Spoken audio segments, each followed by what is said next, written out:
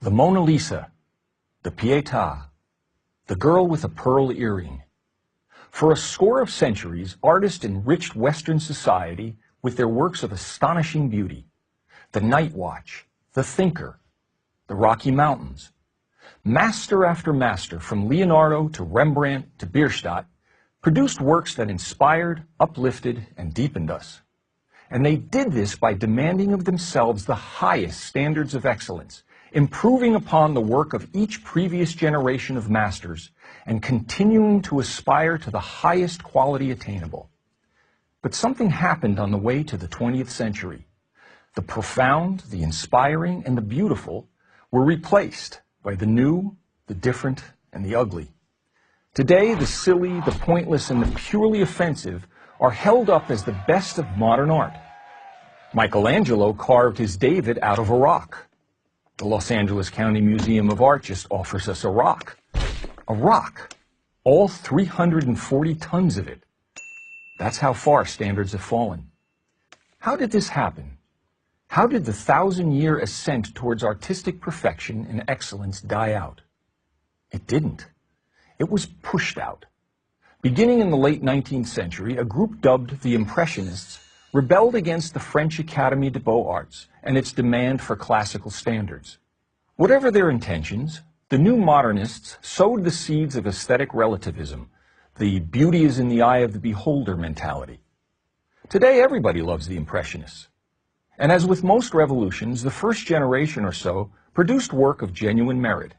Monet, Renoir, and Degas still maintained elements of disciplined design and execution.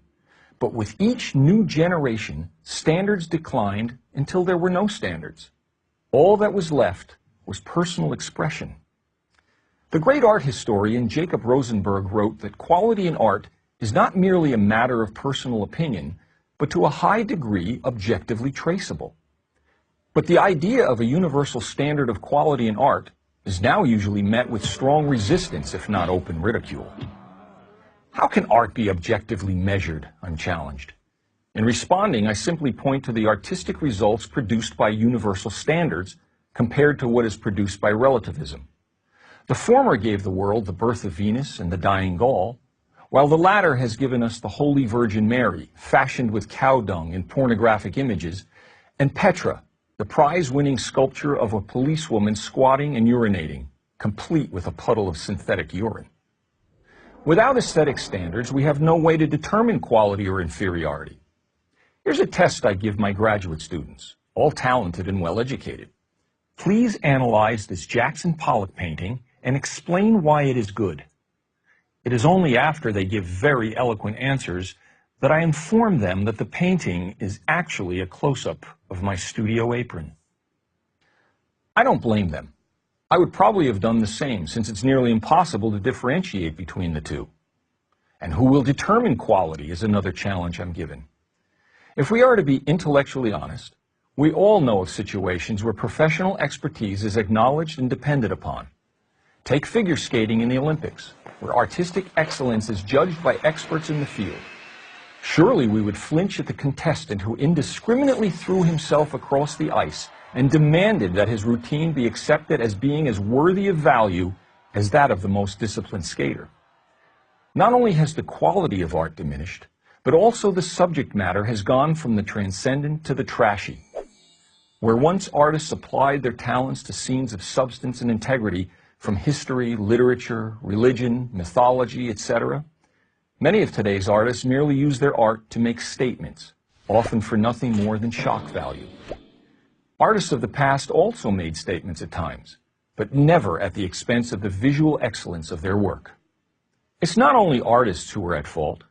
It is equally the fault of the so-called art community, the museum heads, gallery owners, and the critics who encourage and financially enable the production of this rubbish. It is they who champion graffiti and call it genius, promote the scatological and call it meaningful. It is they who, in reality, are the naked emperors of art. For who else would spend $10 million on a rock and think it is art? But why do we have to be victims of all this bad taste? We don't. By the art we patronize at museums or purchase at galleries, We can make our opinions not only known but felt. An art gallery, after all, is a business like any other. If the product doesn't sell, it won't be made. We can also support organizations like the Art Renewal Center that work to restore objective standards to the art world. And we can advocate the teaching of classical art appreciation in our schools. Let's celebrate what we know is good and ignore what we know is not. By the way, the white background you see behind me is not simply a white graphic backdrop. It is a pure white painting by noted artist Robert Rauschenberg at the San Francisco Museum of Modern Art.